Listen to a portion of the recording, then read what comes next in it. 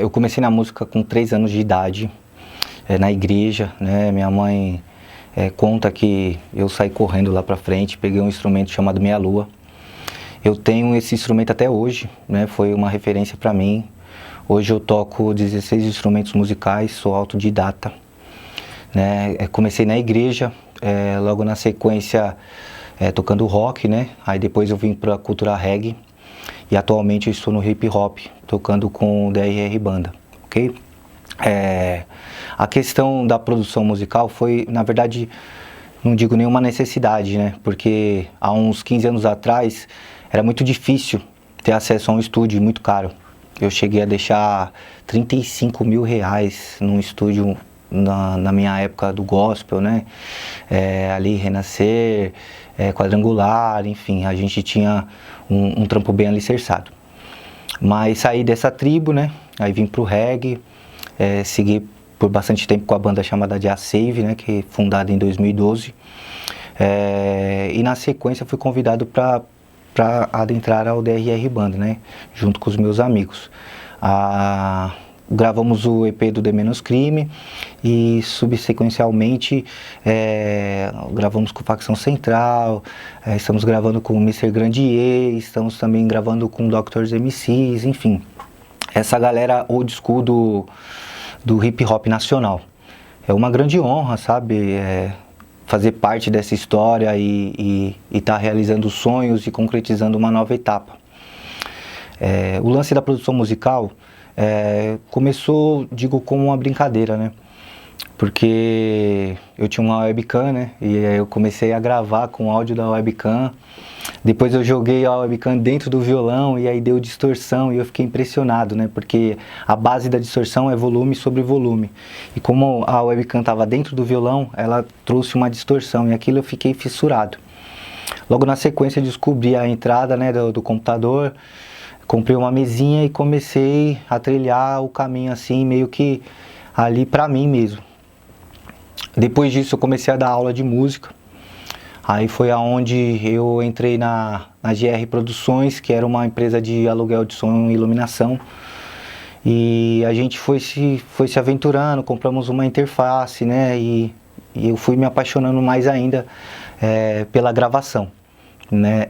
Um amigo meu fazia o curso no Souza Lima, que é um instituto muito conceituado em São Paulo, e ele sempre que vinha ele me passava as ideias, né, as informações e as aulas.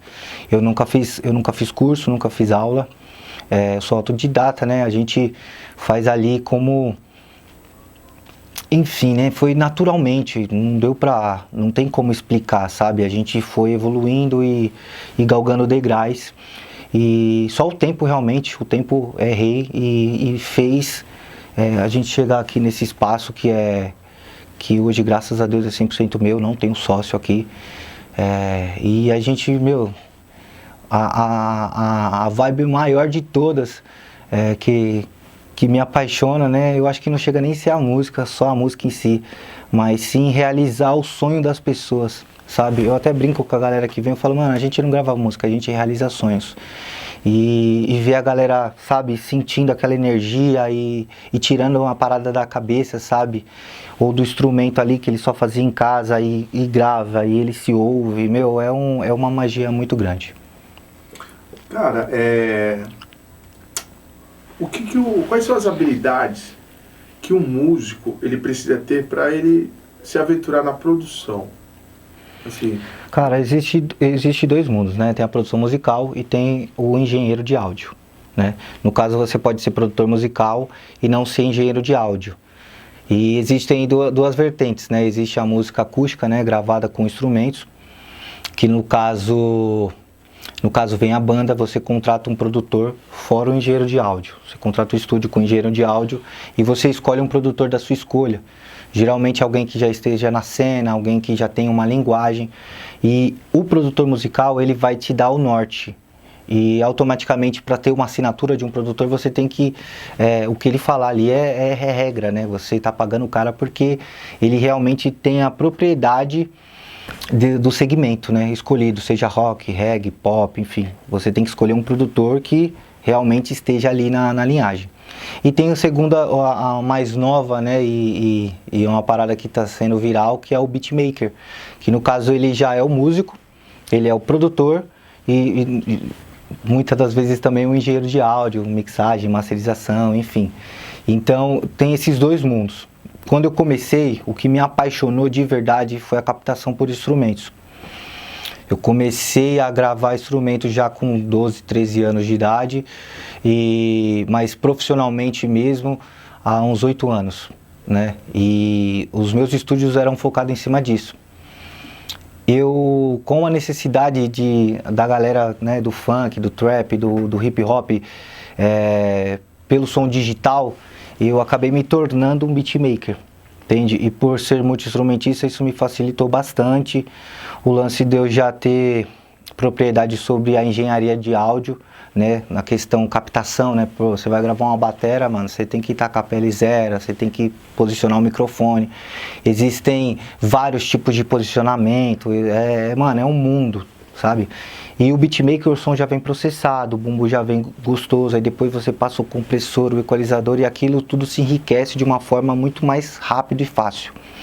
Eu particularmente hoje eu produzo um beat, eu não faço catálogo por falta de tempo, por ser também videomaker, enfim, poxa, é uma variedade, toco em algumas bandas, mas essa necessidade de ser beatmaker me fez pegar uma agilidade muito grande e hoje em 4 horas a pessoa sai daqui com o beat pronto, né? Eu faço o beat do lado da pessoa, tudo tocado, um beat 100% original, ela traz uma referência e na sequência captação de voz e depois obviamente fica o lance da mixagem e da masterização, mas em 4 horas a pessoa sai com a música pronta, coisas que, eu cheguei a ficar 2 anos produzindo um álbum, tá ligado? Com banda, que é muito difícil.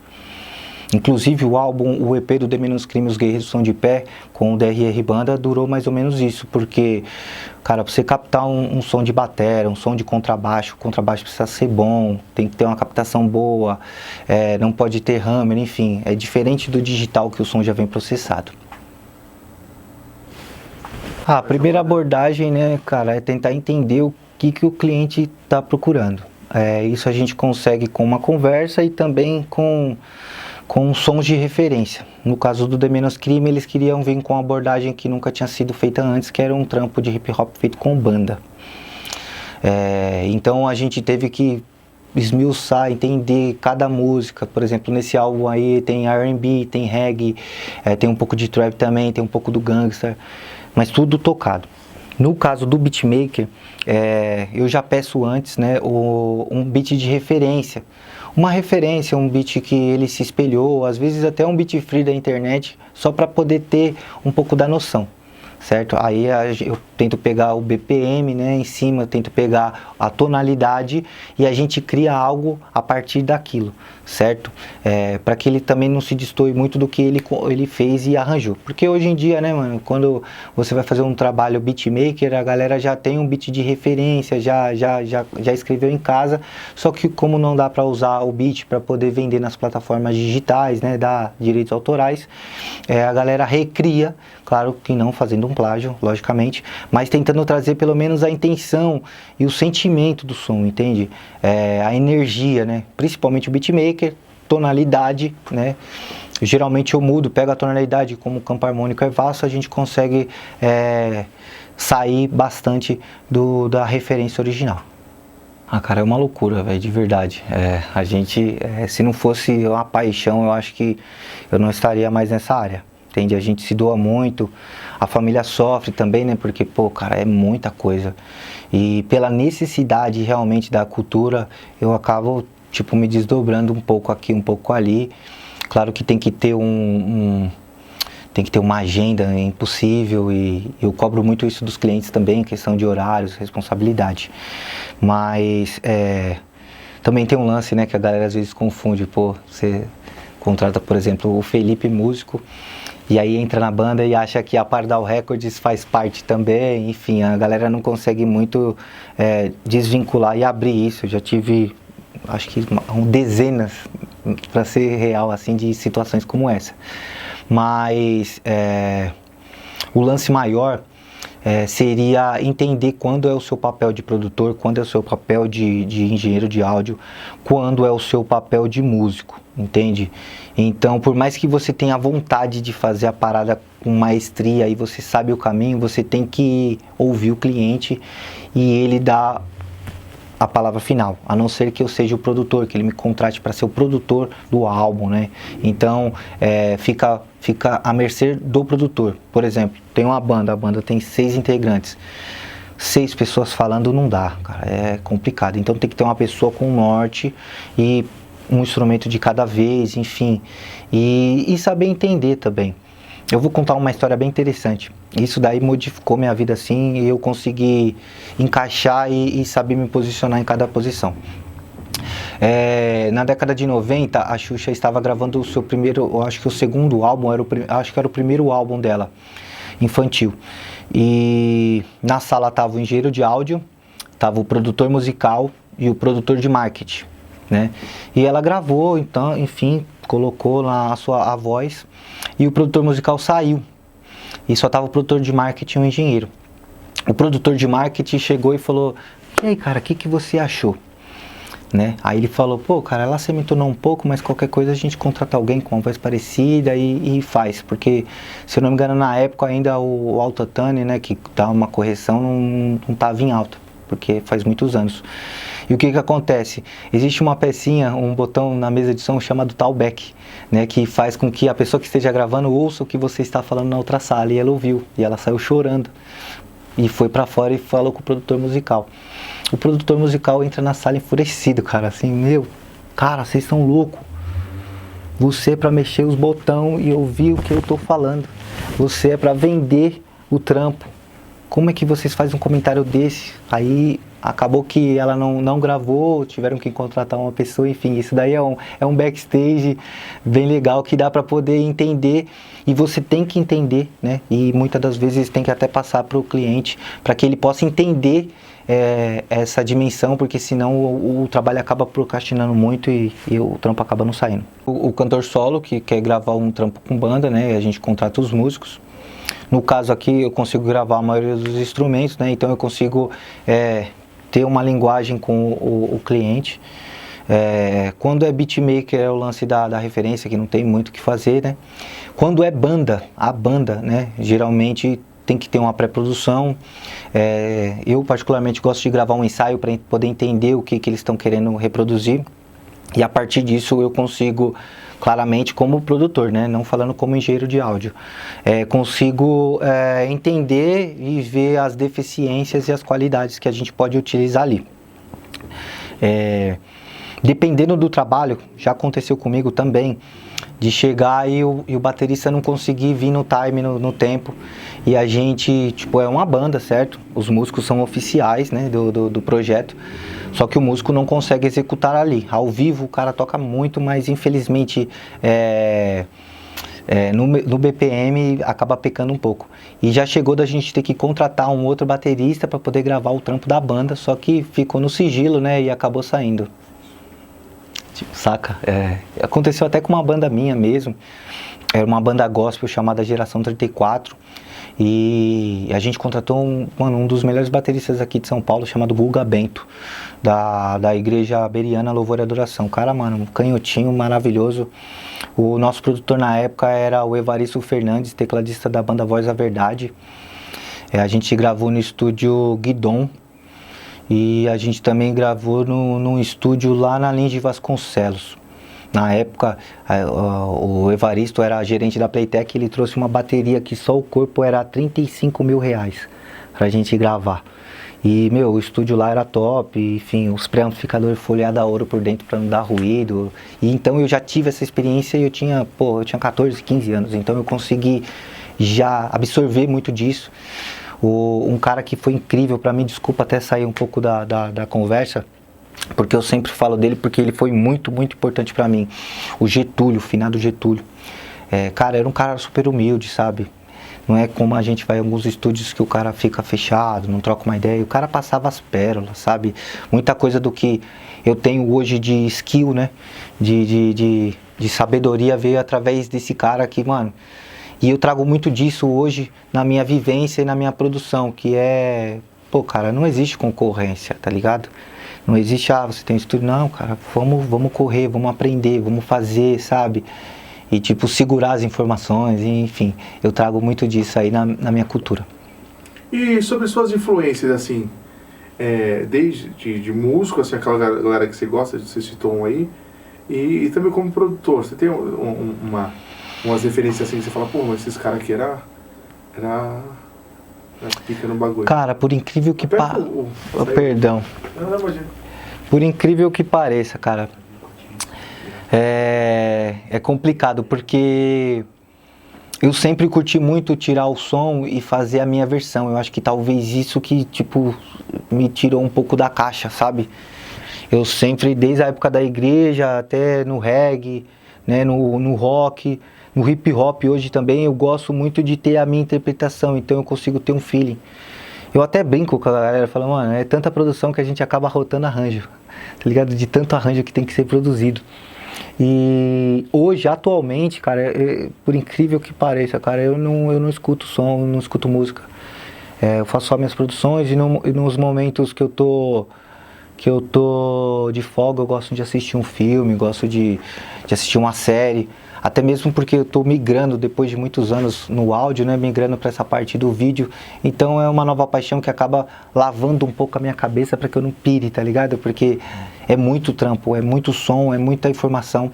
Claro que a gente sempre tá em busca da tendência, a gente sempre acaba ouvindo, não tem como você sair na rua, né? Você vê uma propaganda do YouTube, enfim, o próprio cliente traz uma referência, então a gente acaba ouvindo, mas eu não tenho um hobby de ouvir música, né? E eu acho que também isso acaba sendo um ponto positivo na questão da criação. Eu consigo explorar caminhos que até eu mesmo às vezes me surpreendo, né? Atualmente mesmo eu fiz eu digo assim, uma obra-prima porque eu curti muito esse trampo, que eu consegui misturar o trap, o reggae e o funk na mesma música.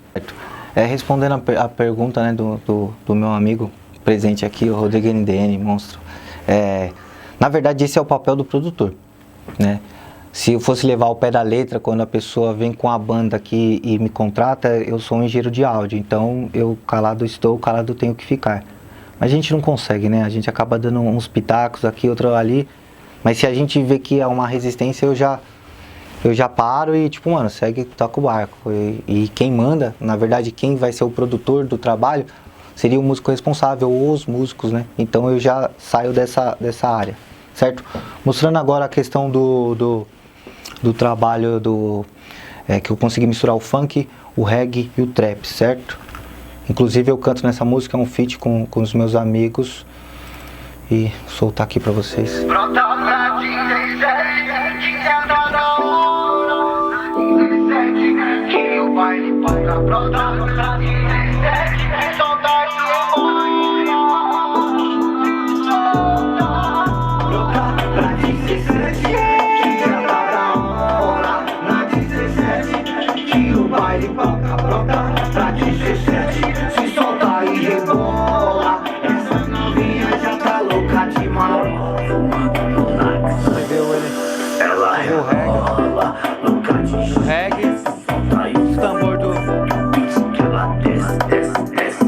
Você consegue identificar os tambores do funk, certo? Você consegue identificar o pan do reggae, né? O piano, né? Pan, o canco e o trap. Saca? E tipo, mano, até meu amigo DJ do Doctor's MC, o Smoke ND, ele veio aqui, eu mostrei pra ele, ele falou, caralho, velho, desculpa o palavrão, mas, mano, ele falou, mano, aonde você tirou isso, velho, tá ligado? Por isso que é uma criança, sabe?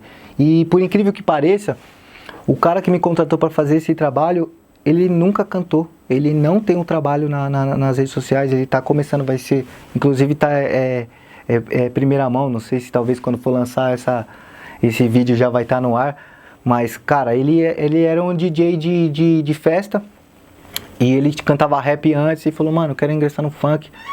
E aí a gente tentou fazer algumas coisas, só que ele, pô, mano, não tá. Eu falei, mano, posso experimentar? E aí ele me deixou livre. E, cara, eu falei, mano, que viagem, sabe, mano? E é isso que é o lance da música.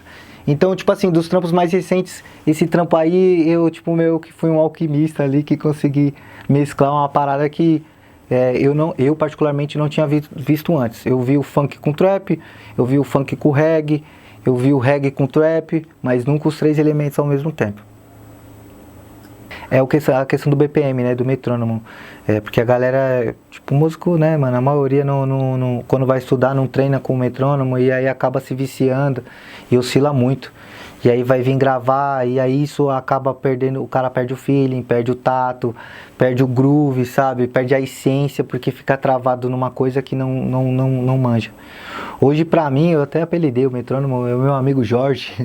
Eu até brinco com os clientes, falo assim, eu vou ligar o Jorge aqui. Inclusive veio do Getúlio também, mano, o cara era incrível, enfim. E já é natural, sabe? Inclusive eu consigo tirar, tipo assim, mano, tá rolando o som, o cara tá cantando pra mim, eu consigo tirar o metrônomo já na hora, já consigo achar o ponto, o BPM certo, e eu consigo tocar naturalmente, eu já praticamente nem escuto mais o metrônomo, sabe, soa naturalmente. Mas esse é um ponto bem que rola bastante. O segundo ponto é a questão, né, logicamente, da pessoa não saber os caminhos, e aí acaba, tipo, querendo pular as etapas, aí você tem que ensinar, tem que trocar uma ideia. A questão maior pra mim como produtor é enxergar a linguagem. Enquanto você não tiver a linguagem, cara, infelizmente o seu trampo não vai ficar legal. Você tem que estudar a linguagem, você tem que ouvir bastante, você tem que tentar esmiuçar, tentar separar os elementos quando você tá ouvindo o som. Por exemplo, eu apanhei pra caralho pra fazer o trap. O boom bap nem tanto, porque o boom bap, né, mano, é aquela coisa mais raiz, mas o trap foi complicado. O funk também eu apanhei muito, porque não era uma linguagem que eu tinha costume, sabe? Porra, foi foda. Então eu acho que entender a linguagem é o problema. Por isso que eu sempre falo, o produtor, você tem que contratar um produtor, não digo estúdio, nem um engenheiro de áudio. O engenheiro de áudio, mano, em qualquer um dos elementos, em qualquer estilo, o engenheiro de áudio, né, que é a questão da física do som, entender o som, entender as ondas sonoras, entender os cancelamentos de fase, né, você entrar dentro do som, você saber a questão das frequências, das ondas sonoras, né, por exemplo, o grave é a frequência larga, o médio é a frequência assim, mais aqui, mais dentro, aqui assim, e o agudo é bem intenso. Então quando você entende isso, você consegue mixar e fazer uma parada legal. Agora, produtor, cara, tem que ter a linguagem. Então, se você quer gravar um trampo de qualidade, procura um produtor da sua área. Não digo estúdio, mas contrata um cara, sabe? Às vezes um músico de uma banda foda que você curta, e ele já serve como produtor, porque a produção seria entender os caminhos e fazer uma parada que tenha a linguagem certa, tá ligado? Que atinja o público e o cara fala, mano, esse som aqui é muito louco. Tanto é que, eu comecei no reggae desde 2011, esses dias eu fui aprender umas paradas que eu falei, nossa, não acredito, tá ligado? Eu passei anos sem saber disso. Inclusive tô gravando um som com o Kenyatta Rio, tô gravando um som com o Rodrigo também, que é produtor do Dadayuti, né, da banda Poesia Arrasta.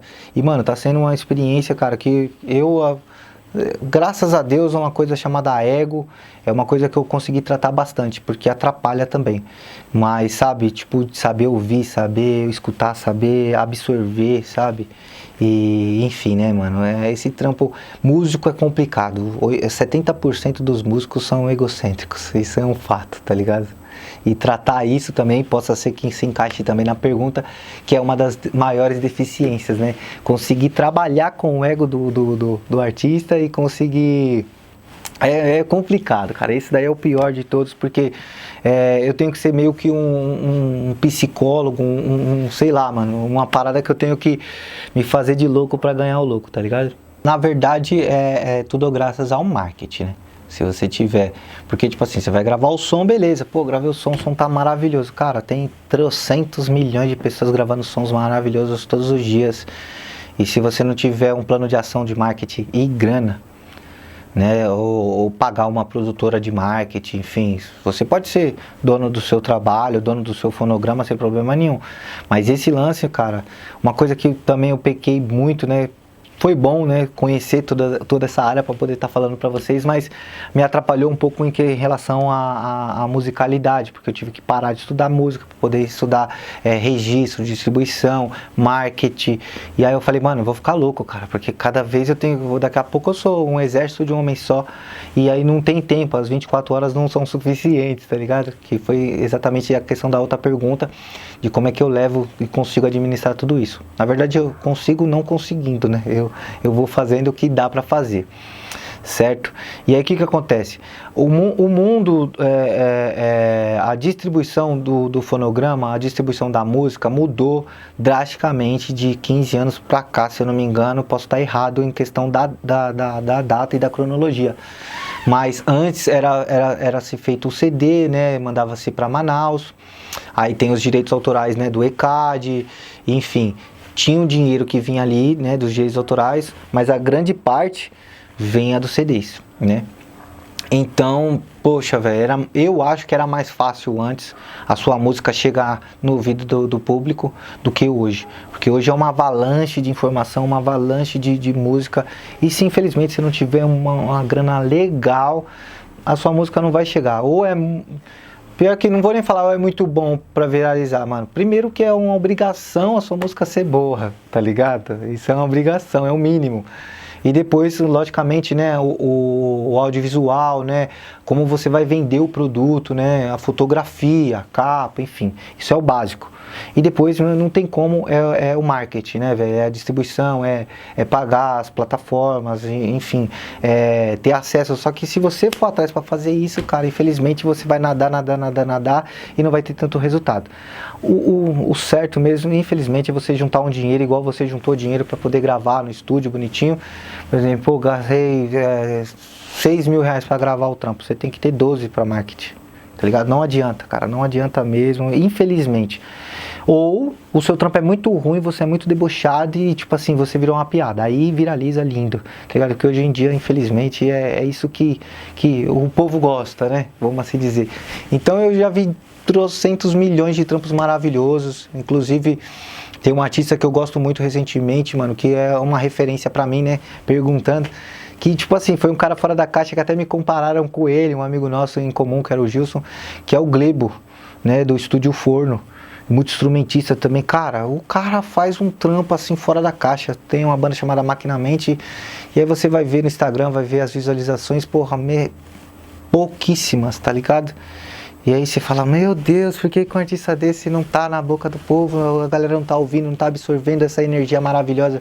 Porque eu como músico, eu como produtor, eu como engenheiro de áudio, foi um dos poucos artistas, assim, recentemente que eu vi do underground que me fez, eu uso até um termo aqui, eu vou até usar o termo aqui, que eu uso um termo chamado mijar Guaraná, sabe? A pessoa fica, tipo, extasiada. Então, quando eu vejo que o cliente tá, tipo assim, eufórico, eu falei, tá vendo? Mijou Guaraná, tá ligado? É um termo que eu uso aqui. Então, eu mijei Guaraná ouvindo o Glebo. Hoje a gente tem contato, a gente tem um WhatsApp, tem o Instagram.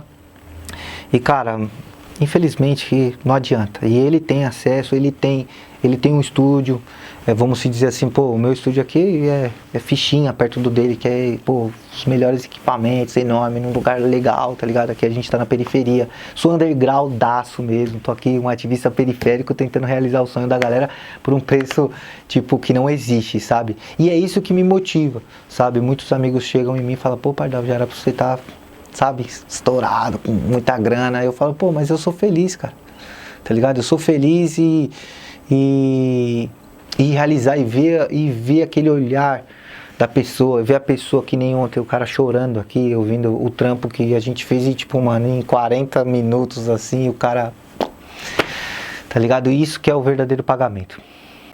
Primeiro respondendo, né, mano, não tem como, é a internet, né, que deixa a gente atualizado. Às vezes a gente nem quer ouvir e vê uma propaganda que eu não paguei ainda o YouTube, então eu vejo bastante propaganda, então a gente acaba absorvendo.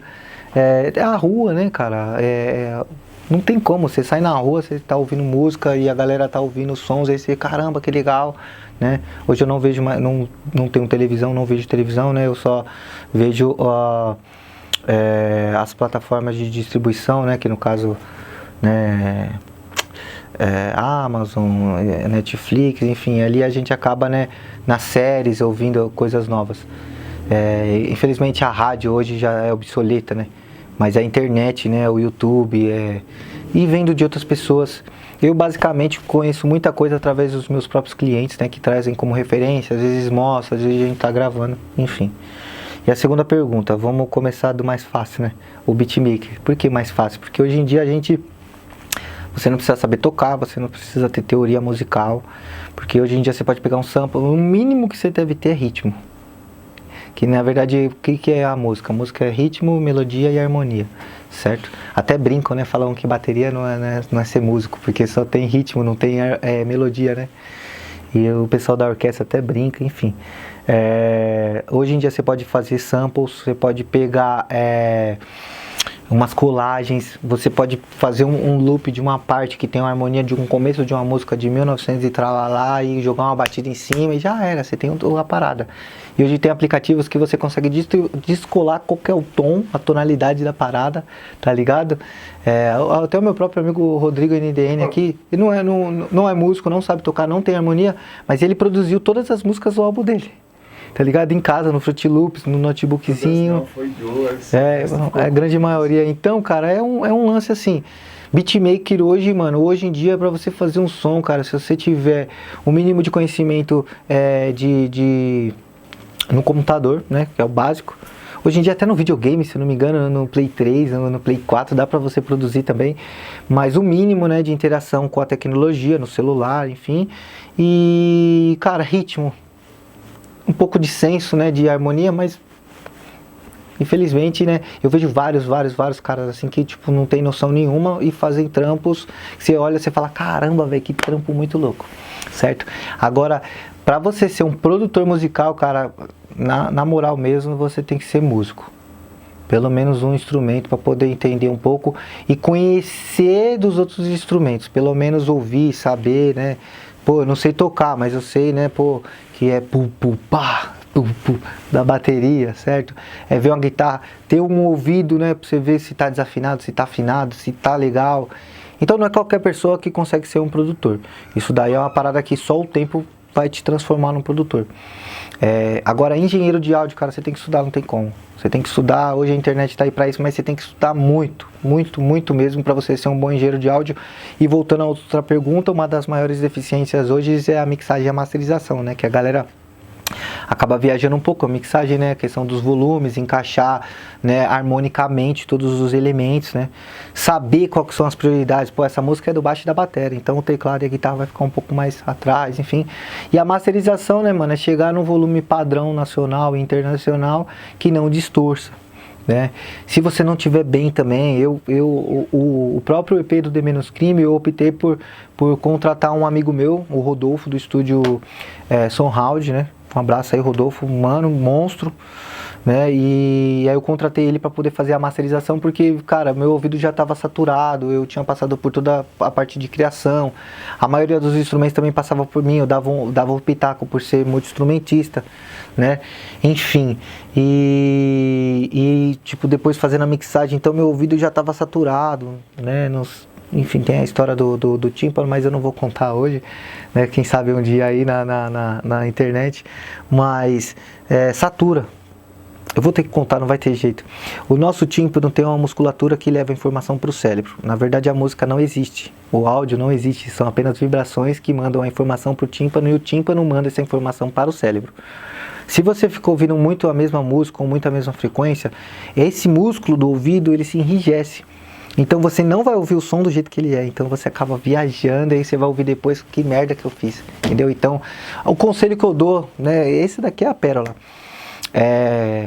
tenta lavar a mente, ouvir outra coisa, dá um tempo de uma mixagem para outra, mixa, pô, tá legal, não fica em cima, cara, porque depois você vai acabar estragando uma parada que podia estar ótima, entende? Então é esse o toque aí pra vocês. Música é um bagulho de louco. Ou você é retardado e é apaixonado pela parada, ou infelizmente, cara, vai virar CLT que não vai ter jeito.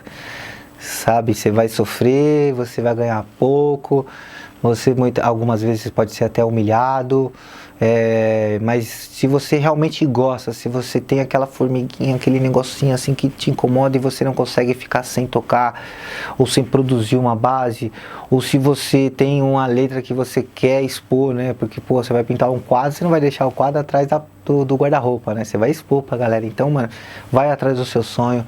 Por mais que as pessoas falem que não tá legal, vai estudando, vai gravando, e grava e regrava. Hoje em dia não adianta você ficar ali passando cera na parada, né? O lance é lançar e lançar e lançar. A não ser que seja o objetivo da parada e você tem um foco ali. Mas se você tá começando, se você tá engatinhando, se você até tá num nível ali mais legal, cara, grava, posta, e depois você grava de novo, porque o fonograma, a obra, né, escrita, e fonograma você pode fazer vários fonogramas da mesma obra, tá ligado? De uma música você pode fazer 300 mil versões, então não desista, não se apegue, posta mesmo, e mesmo que a galera chegue e fale pra você assim, não tá legal, mas pô, ninguém nasce sabendo. Eu mesmo, né, mano, fiz várias produções com uma merda, sabe? Depois se eu vi, hoje eu escuto e falo, caramba, que bosta, mas foi importante pra minha evolução. Beleza? E é isso, mano. Pardalzinho aqui, dando um salve pra vocês. E, mano, máximo respeito, parabéns pelo projeto e tamo junto.